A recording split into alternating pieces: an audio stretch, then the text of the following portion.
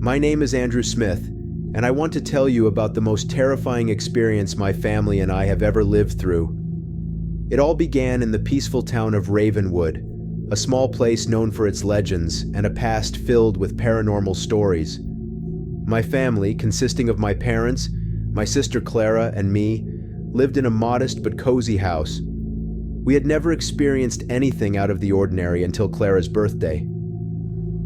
When my eccentric and somewhat mysterious Aunt Leticia sent us a package for Clara, it was a sunny morning. My sister, excited, eagerly opened the package and found an old porcelain doll with an oddly smiling expression. Despite its creepy appearance, Clara was delighted with the gift and immediately took it to her room. My mother thanked Aunt Leticia for the details, unaware of what lay ahead of us. From the first moment, I felt an indescribable unease seeing the doll. Its eyes seemed to follow you wherever you went, and its smile never changed. However, I said nothing to avoid ruining Clara's joy.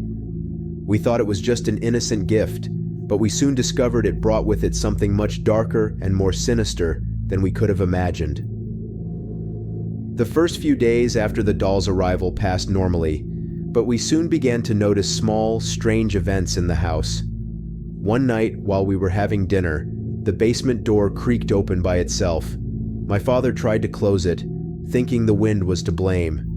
We didn't give it much importance, but that was just the first of many unsettling nights. Things quickly escalated.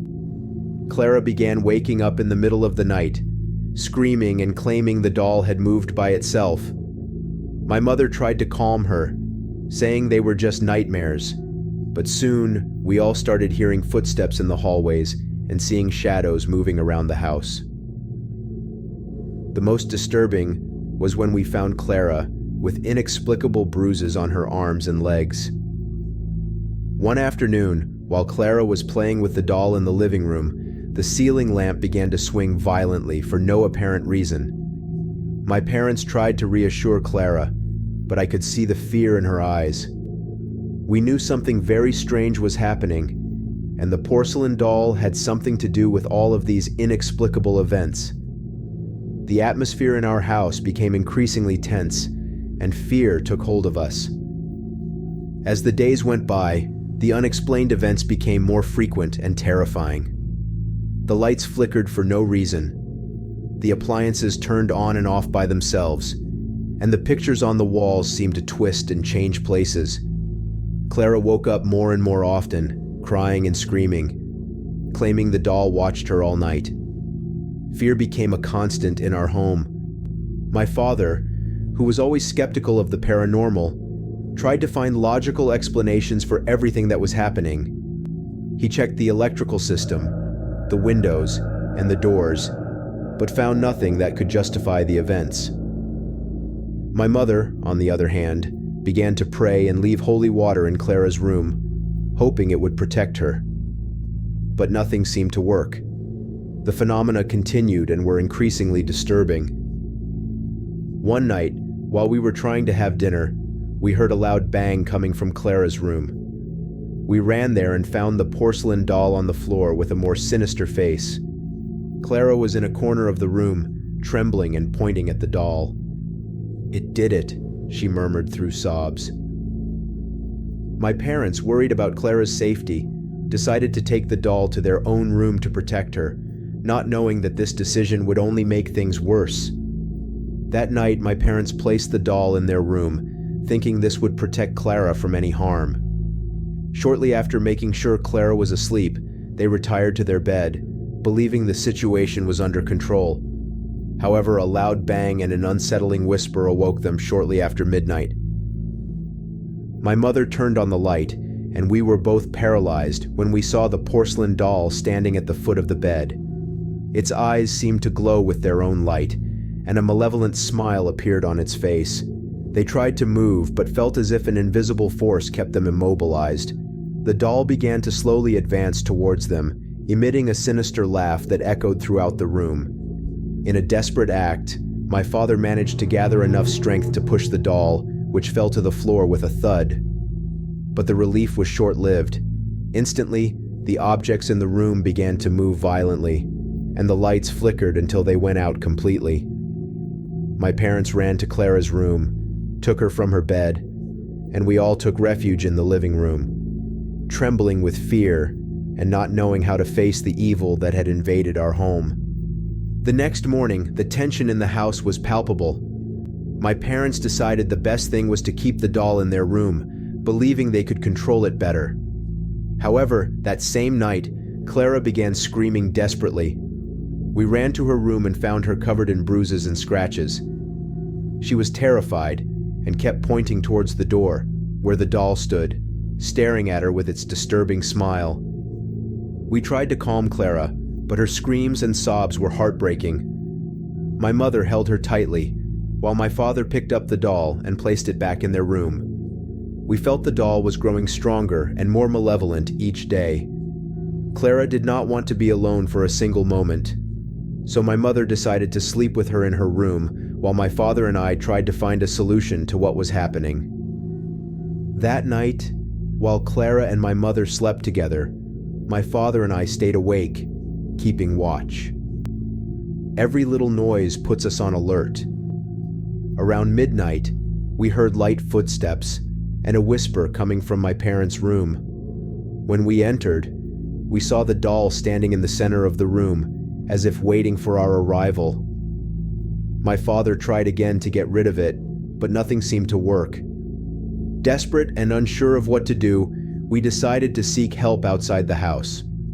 My mother suggested we visit Mr. Jenkins, an elderly man known in the town for his knowledge of the supernatural. The next day, we took Clara with us and headed to Mr. Jenkins's house.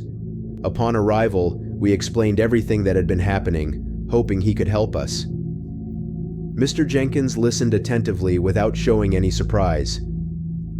Once we concluded our conversation, he gazed at us intently and declared that a vengeful spirit had possessed the doll. He told us the story of how, many years ago, a shaman trapped an evil spirit in an object, and that object was precisely the porcelain doll now in our house. According to Mr. Jenkins, the spirit had found a way to free itself and was now wreaking havoc. He advised us to try to get rid of the doll the right way. He explained a ritual that could help seal the spirit back inside the doll and prevent it from causing more harm. With fear and hope, we returned home, ready to try anything to free our family from this nightmare. When we returned home with Mr. Jenkins's instructions, we prepared to perform the ritual that same night. Mr. Jenkins had warned us that the spirit would be more active and dangerous while we tried to seal it again. With instructions in hand and the determination to protect Clara, we gathered in the living room to discuss the ritual details. My father, despite his skepticism, decided to go ahead for the sake of the family. While we prepared the necessary elements, Mr. Jenkins arrived at our house to supervise the ritual. He explained each step in detail. We had to surround the doll with a series of protective symbols drawn with chalk, light blessed candles, and recite specific prayers to weaken the spirit. The tension in the house was palpable, and the atmosphere seemed charged with negative energy. When everything was ready, we placed the doll in the center of the protection circle. As we recited the prayers, the lights began to flicker, and a cold gust of wind swept through the room. The doll started to move slightly, as if trying to break free. Clara clung to my mother, trembling with fear. We knew we had to stay firm and not stop until the ritual was complete. Despite our efforts, the ritual did not have the desired effect. The doll kept moving, and the negative energy in the house increased. Mr. Jenkins suggested we try to get rid of the doll in other ways. First, we tried burning it in the backyard, but the fire didn't seem to affect it. We buried it deep in the garden, but the next day, the doll was back in the living room. The next step was to throw the doll into the nearby river, hoping the current would carry it away. My father and I drove to the river and threw it into the water, watching it sink slowly. We thought we had finally managed to get rid of it, but when we returned home, we found the doll on the doorstep with the same sinister expression. Every attempt to remove the doll provoked the spirit more. the nights became unbearable. The noises and shadows were constant, and Clara was increasingly terrified. The situation reached a critical point when, one night, the doll appeared in Clara's bed with its tiny fingers gripping her arm. We knew we had to find a definitive solution before something worse happened. Desperate and unsure of what else to do, we decided to contact Aunt Leticia, who had sent the doll to Clara. We tried calling her several times, but she didn't answer our calls. This only increased our concern and suspicions. My mother, determined to get answers, decided we would visit Leticia in person. Leticia's house was in a state of neglect and disrepair when we arrived. We knocked on the door several times until she finally opened. Her appearance was unsettling, with deep circles under her eyes and a vacant stare. When confronted about the doll, she initially denied knowing anything, but seeing our desperation, she finally confessed. Leticia admitted she had always envied the life her sister had built and the love her family had. She revealed that Clara was the weakest link in the family, and that's why she decided to give her the cursed doll, hoping it would cause misfortune and disunity. Leticia purchased the doll from an antique shop, fully aware of its possession. Our shock and pain turned into silent fury. We left her house, knowing we now had a new mission: to get rid of the doll and protect our family at all costs.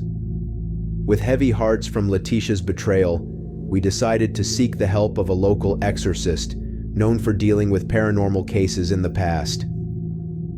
The next day, we contacted Father John, who agreed to come to our house immediately. Upon arrival, Father John observed the doll with a mixture of curiosity and concern. He explained that facing such a malevolent spirit required a very powerful and risky exorcism ritual. The exorcism began that same night. Father John set up an altar in our living room and asked us to stay close to help him with prayers. Clara clung to my mother while Father John lit blessed candles and began reciting the prayers. As the ritual progressed, the atmosphere in the house became heavier and more oppressive. The lights flickered, and the doll started to move violently within the circle of protection.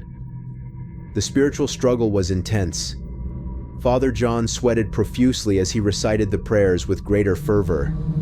At one point, the doll levitated in the air and then fell to the floor with a thud, lying inert. A sepulchral silence filled the house. Father John persevered with the prayers, exhausted but determined, until finally, after what seemed like hours, he declared the spirit's expulsion. The sense of relief was immediate, although we knew our struggle was not yet over. Father John's exorcism brought an unexpected calm to the house. We were able to sleep uninterrupted for the first time in weeks, free from the constant sense of surveillance. My mother decided to leave the doll in a trunk in the basement, ensuring it was well closed and sealed. We thanked Father John for his help and blessed the house, hoping all the horror was behind us. During the following days, life began to return to a semblance of normality. Clara started to regain her cheerfulness and sleep without fear. We were all beginning to believe we had finally overcome the nightmare. However, one Sunday night, while we were having dinner, we heard a familiar noise. The trunk in the basement had opened. When we went down, we found the doll sitting on the stairs, with a sinister smile as always. Terror took hold of us once again. Despite the exorcism and all our efforts, the doll was still present. We decided we could no longer stay in that house. We quickly packed our things and moved to a relative's house while we decided what to do. But even in the new home, Clara began having nightmares again and heard sinister laughs at night. Finally, we made the difficult decision to abandon our home in Ravenwood. We sold the property and moved to another town, hoping to leave behind the horrors we had experienced. However, the emotional and psychological impact of those events followed us wherever we went. Nightmares and visions of the doll continued to haunt Clara, and we all harbored a constant fear that evil might find us again. We decided to break all contact with Aunt Leticia, who, after her confession, had disappeared from the town. No one knew where she was or what had happened, but we believed her malice haunted us. Although we tried to resume our lives, there was always a shadow of fear and distrust in every corner of our new home. With time, we managed to rebuild part of our peace, but the experience marked us forever. Every time Clara saw a doll, her face darkened, and she avoided the object at all costs. The Smith family will never forget the terror they lived through and the lesson they learned. Even the closest people can hide dark intentions, and the most innocent objects can be bearers of the deepest evil. I really hope you like this tale. I am thrilled to share these stories with you.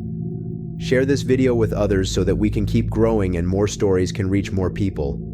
Kindly provide your thoughts and experiences in the comments section. It will aid in my further development. If you like the video, don't forget to hit the subscribe button. Many thanks, and I hope to see you again soon.